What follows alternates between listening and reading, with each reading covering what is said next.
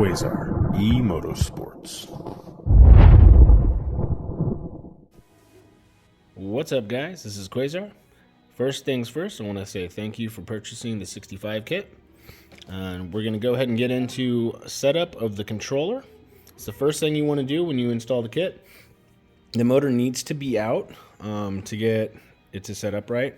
It needs to be able to move backwards and forwards, and we find that without it connected to the frame, sharing current with the controller, and without the chain on it, it just works better. So the first thing you're going to want to do is go ahead and turn your bike on. This is a 150R, but the setup is the same. So turn the bike on.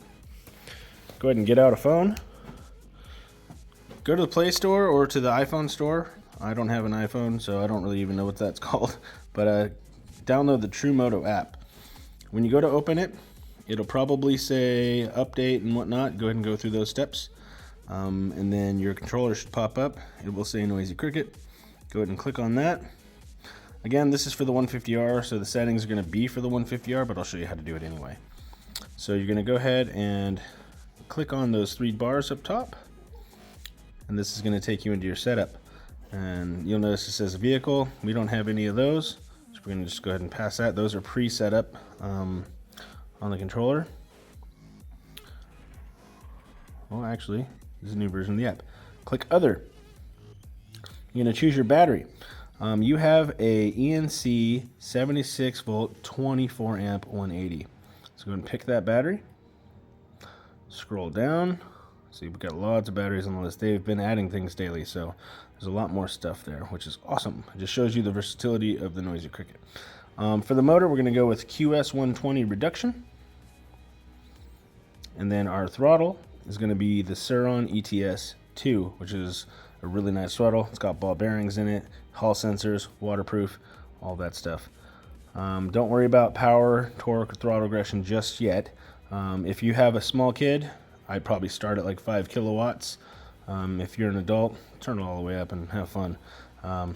This is the torque setting or phase amps on a small kid. 200 phase amps is great. It's probably double what the 65 has already. So, I mean, it gets pretty crazy.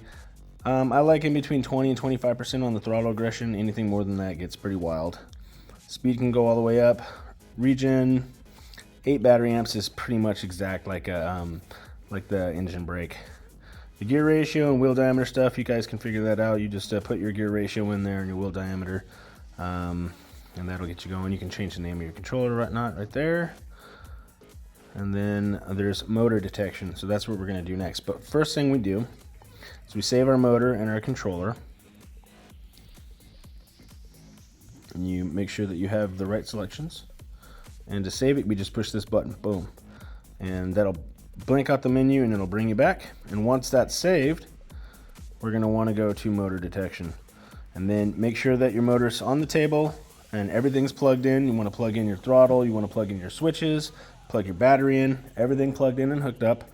Don't worry about the plugs because they only go in one way. There's no alike plug, so that's pretty straightforward. Go ahead and set it up on your bench, plug everything in, and click the motor detection button. You'll see the sprocket spin forward a couple clicks, and then it'll spin backwards a couple clicks, and then it'll be finished. If it doesn't spin forward and backwards and just jitters, you're going to want to do this whole process again. It might take a couple times. Sometimes they're finicky, sometimes they're just fine. But once you do that, then you're ready to go ahead and put your kit together and install it on the bike. All right, in preparation for this kit, we're going to need to remove some tabs and the lower motor mounts. You can see they're outlined in the blue circles. The lower motor mounts at the bottom and a couple tabs on the top. All right, so assembling the KTM 65 kit, you want to take this side of the battery frame there, and you'll go ahead and install the spacers. And you'll see that these bolts here have a larger flange on them. Those are M6. Those go on anything that's structural that really needs to hold a lot of pressure. So the latching system here and the latching system here both have those. Go ahead and take your M8. Should only be one in this kit. Put that through here like this with the nut, with the head of it facing on the inside. And you go ahead and just leave that there as it is. And on the other side, we're gonna go ahead, you can look at it from this way. you install the battery end holder here with the spacers. These are M5. They're all pretty much the same length, so install those front and back. Remember to Loctite everything. That's super critical. Everything here has the M5 bolts. It's pretty self-explanatory where it goes, except for these M4s right here. Those are going to go in these pieces here. So go ahead and get that together, Loctite everything up, make it nice and tight. So basically it looks like this. And then we're going to install it into the bike right after. Now, as for the motor mount, you can go ahead and grab your motor right here, put it facing up this way, and we're only going to install one bolt here. And make sure that you install the head on the other side and the nut on this side, because this is going to get in the way of the rear brake if you don't do it this way. So go ahead and install that in that way and put the nut on the front side. And we'll go ahead and put that in the bike first. All right, so go ahead and set your motor in there nice and gentle. You're going to take the two larger spacers. There's only two of them, so you can't get it confused with other stuff. These have a 12mm hole. Go ahead and put your swing arm bolt through the first one. Leave it extended out just a tiny bit so you can get the motor mount over it, and then you can put the other one in and line up the swing arm and push that through. In this next step, you're going to want to just lightly set the battery tray into the frame, and you're going to finger tighten these right here. These are M6 stainless steel cap head screws or bolts, and you put the provided spacers in there. There's only 4 of these. They are, I believe, 32mm long.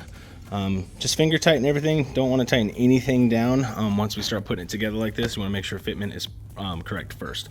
So just finger tighten that, and we're going to go ahead and get to the spacers in the motor mount right over here. Alright, so next step, we're going to want to go ahead and pass this bolt through using the provided spacers. You'll notice they're all different sizes. It's kind of hard to mess that up because they will only fit in those spaces provided. So you're going to go ahead and pass that bolt through and then go ahead and go to the other side. All right, now that we're over here on the other side, you're going to put this one spacer on here. Same one that's over here. These are the only 2 matching spacers. And we're going to go ahead and put the other side on. So basically we just take this and we put that through the hole there. And we line these holes up here with the other M6 bolts, and then we'll fill in these holes with the M4 bolts. All right, now that we've got that on there roughly, what you want to do, don't forget, make sure that bolt's coming through. You won't be able to get through the other side. Go ahead and push your phase wires down so they're out of the way. We're gonna go ahead and strap those on later, but run them behind the frame over the brake line. You don't want them wrapping underneath the rear brake line. So the next order of business is going to be inserting these screws here, and this I believe it's the M5 up here, and these M4s right here. And don't forget these ones here. All right, before we go any further, I want to note a couple things that are really important. Make sure you use blue Loctite. Do not use red Loctite. You won't be able to get these out. These M4 screws are long, but they are small, and they're stainless steel and aluminum, which is much harder than aluminum. Don't torque these down super tight. You know, torque them down good, but not too much. You don't want to put too much pressure on them because they will either snap or they can break out the threads in the aluminum. So with the Loctite in there, you know, just cinch them nice and tight, not too crazy, and they'll be fine. They're not going to move. These can be torqued down, but not super tight either. Again, it's a stainless steel bolt, and it's going into steel. It's harder than the steel. You're probably not going to have an issue with that, but you just don't want to torque anything down too crazy tight. Use Loctite and everything, and you won't have to worry about it backing out. All right, so next we're going to go ahead and put on these last 2 spacers here, just like so. We're going to take our motor mounting bracket, and we're going to set it up like this. This motor will probably have a little sag in it if you haven't tightened anything up, which you shouldn't have if you've been following directions. So what we're going to do is you might have to lift the motor up a little bit like that to get this bracket to go on. Once this bracket goes on, we can tighten everything up. All right, so the absolute easiest way to do this little motor bracket, it's kind of like a fulcrum with everything loose. So what you're going to do is just throw a couple threads on each one of these nuts, and then you just push this down and it'll lift the motor up, and then you can get that in there. So that's to hold the motor solid, and I gave it a solid mounting point over here. We got a through bolt here, and yeah, it uses mechanical advantage to hold the motor in place using the existing bolt here as a fulcrum. So when you install it, you can utilize the fulcrum like I just showed you to lift the motor to make it easier to install. So we're going to mount the controller in this bike, and I got pretty lucky. I found a really easy way to do it. So what we did is you take those rubber lined clamps, and you're going to go ahead and put them on the subframe right here like this. We're only using 2 bolts. We don't need the other 2. When the plastic comes over, it actually holds this down, so it's perfect. We will have to modify the rear plastic a little bit, hit it up with the heat gun and push it out so we have enough room, because this part of the controller here touches the plastic in its factory state. So we're going to go ahead and heat that up. We're going to push it out a little bit, and then we can mount the controller. Another cool part about this is the controller gets direct airflow from the air box right there. We removed the boot, so the air will flow over and under the controller on both sides underneath the seat. It's got plenty of room for clearance under the seat, and there's plenty of room for wiring under here, so we can bring the phase wires from the motor and all the other wires up through here and plug them in right here to the controller. Alright folks, on the KTM 65, what we're going to want to do to be able to install the controller is there's a airbox filter tab here. It's plastic, comes out about here. You want to grind that off. Don't grind it too far down because you don't want to weaken the plastic. You're going to go ahead and take a heat gun. We're going to heat this area up right here. We're going to push it in so there's room for the controller. Do yourself a favor and be smart about it. Use a piece of wood or something to push it down. Don't try to use your hands because it will burn you.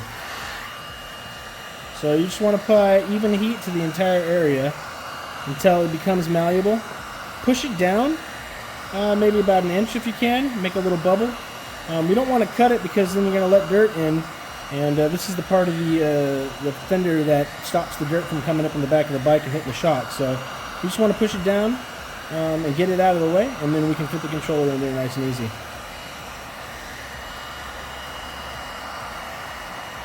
We're not quite there yet. Getting there.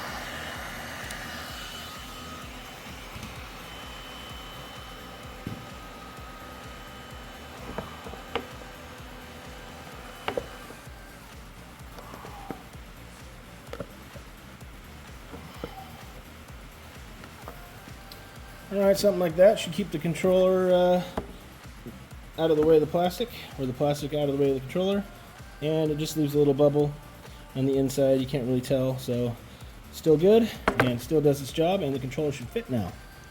As you can see here, we've got the rear plastic fully installed on the bike, and you can see that the plastic shroud on the top here holds the back of the controller down, so there's no need to try to figure out custom hardware back there. This thing, it does not move. I mean, it's perfect, so that'll work out. Got a nice air gap underneath there, nice air gap here. The seat goes on super easy. Let me throw the tank on real quick. And the tank is in place, and the seat does not interfere with the controller at all. It's perfect. So we can just buckle that sucker down, and everything is good to go. 1 second. I mean, these little twist nuts are a pain in the butt, but there we go. Perfect. All right, so in regard to trimming the tank, you're going to want to trim the gas tank to where it's pretty much right in line with the plastic. If you put the plastic on there, it'd be easy to figure that out, to follow the line there. And then a real important thing is to have these right here trimmed out. This is going to get in the way of the wiring harness and the main battery lead. If you look at this exact shape here, you want to pretty much replicate that, and then if you see how high this is, it pretty much comes out to about the same height right there. And then you can see the profile there. It's flush on the outside, and then it comes in just a little here, and that's to clear way for the wiring harness and the battery lead. You can do this with a razor knife. Be very careful, because you will cut yourself very badly if you make a mistake. It trims really easy, so it shouldn't be too much of a difficulty. But yeah, so kind of like that. You're going to want to route your main wires from the map sensor up here. This is your 3-way map sensor. You can choose your 3 power modes, your power sensor, or your power switch, and your voltage meter. The throttle comes from over there. You route them straight down here, leaving enough slack to where it doesn't bind up, just like that. You're going to want to mount that with the zip tie here and right here. This is going to keep it up out of the way of the battery and also not allow the tank to touch it. And then we're going to run this right here. We'll probably put a zip tie right here to here. That way that stays up tight. So as for routing the main wiring back to the controller, that's exactly how it's going to be. Do it exactly like this. This is what's necessary to keep everything clean and out of the way. As for the main battery lead, we're going to run this right next to the frame here. We're going to bring it up here, and we're going to use a zip tie, a fat zip tie. If you can get a strong one, I'll probably just include these in the kit. Use the strong one here, and then another one right here. That way, when you go to unplug the battery, this thing does not move, so you don't have to fight 2 cables. You just pull it out. I wrap this in fabric tape. This is like a wire loom tape just to keep any abrasion down. Moving it back and forth, but since it's locked in there, it shouldn't move too much. That'll just make it easier to pull your battery lead out. These QS8 connectors are really tight, so this really helps when you go to just yank that out. But we're gonna run that back here. I'm gonna put another zip tie right here, just holding this up, because the corner of the battery is gonna come up right here and it gets close to the frame, so we'll put another zip tie there just to hold that up there, and then we'll run it back to the controller. The motor phase wires are gonna be ran as such. You want to keep them low enough to where they don't get in the way of this, the bottom of the battery tray here, so the battery doesn't touch them. I wrap them in just a cover. You don't really have to if you want to, if you don't want to, but this will protect them even more, and it looks a little better. I like orange phase wires. This particular customer wants some black, so we just use this. But the hall sensor wire and the phase wires, they're copper, so when you bend them, they pretty much stay in place. But you want to put a zip tie right here on this opening in the machine part. You want to take the phase wires from the motor. You're going to put a zip tie right here. You're going to want to make sure that they are away from that shock. So pull them back past the subframe over here, like this. That way when the shock goes up, it doesn't hit it. You do not want that shock rubbing those phase wires. That'd be all bad. So make sure they're past the subframe right here, and they should be good. As for the wiring for the power, make sure that you have that little red wire from the harness here attached to the positive right there. Make sure none of the terminals are close to each other. None of the wire lugs are close to each other so they can't touch. And the negative battery side, you're going to just mount right here. With the whole back fender off, this makes it really easy to get to, which is quite nice. You'll notice that the phase wires are color coded, and there is a letter on each of these lugs here. There's a green, a G for green, a B for blue, and a Y for yellow. Just make sure that those phase wires go to the corresponding plug or the corresponding lug, and you are good. Alright, we've got those wired up. Make sure that when you torque those down, I wouldn't use a screwdriver, don't use a Phillips. Get out a 8mm driver and put your hand on the head of the driver, not the handle, and torque them down to where they're fairly tight, not too tight, only using your hand on the head of the driver, so that'll make it to where you can't really over torque it. We're again steel, and then I believe that those lugs in there are brass, so it's a fairly soft metal. It's got a lot of copper in it. Copper's pretty soft. So you do not want to tighten those down too much. So yeah, just hold the head of your driver like this, and then just get it somewhat tight. You want it tighter than the screwdriver can get it, but maybe a quarter turn max. Not too much. But yeah, so that's the controller mounted. We're going to go ahead and pull all these wires back up through the box this way, and we're going to install the rear fender. And don't forget, you got to heat up the fender and push that part in. Doesn't really look like much, kind of looks like it's supposed to be that way. So and that's gonna be on the bottom of the bike. No one's gonna really notice it, but that leaves room for the controller. Otherwise there's no really good mounting options without pulling this whole air box thing out and losing half the plastics. So yeah, once you get that done, go ahead and pull these wires back through, reinstall the fender, and we're gonna button those up nicely. All right, once you've got those wires plugged in, they're pretty self-explanatory. No plug will fit in another plug. They're all different. Go ahead and wrap them up. Throw a couple zip ties on them. You can tuck them back under the controller nicely. Make sure nothing's hanging out, and if it is, zip tie it to something. Go ahead and take these wires here that you had routed from the front of the bike, and make sure you get a zip tie over here, something to hold it up from the shock. And apart from that, I think we're done with it. Okay guys, so we're going to want to do one little thing to the motor and sprocket. So we're going to go ahead and place your sprocket on the motor shaft.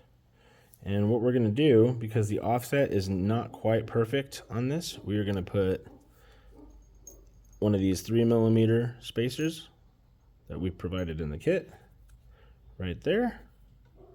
Go ahead and put your lock on like so. And what this is going to do is going to space the sprocket back 3mm so it's got perfect alignment with the chain slider and the rear sprocket. Once you do this, go ahead and torque that down and you're good to go. Alright guys, just a couple tips on setting up your battery. If you open your hatch, you'll notice that these are machined into slots there. So these pegs are machined into slots. And this is so you can adjust the tension on your battery when you go to latch it down. You don't want it too tight and you don't want it too loose. You want it to give you some resistance and hold the door frame tight, but you don't want it too tight to where it's bending the pegs or leaning them inwards. Also, for securing your battery, we provided a large piece of foam and 2 small pieces of foam. The large piece of foam goes on the door right here, and the 2 smaller pieces go here and here. There is a slight variance in battery sizes, so we use that to accommodate for that. If you need a little bit more foam, you can purchase that on Amazon. It's really cheap. You can put it in the backside. You can get creative with it. I just wouldn't put it anywhere where the battery rests any weight on. You can put it over here, back here, anywhere on this door here. So you just want to make sure your battery's nice and snug in there. And again, I made this slotted so you can always adjust your tension. As say this latch starts to wear down a tiny bit after many uses, you can always just kick this out a little bit when this spring starts to wear and still get good clamping force. Alright guys, so that wraps up the Bolt-On 65 kit. Lastly, I'd like to say thank you to everybody who's been supporting me and who's purchased the kit.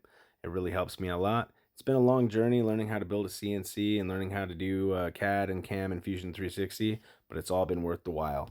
So if you guys have any more questions or have any suggestions, feel free to email me at quasaremotosports@yahoo.com, and I'll see you on the track.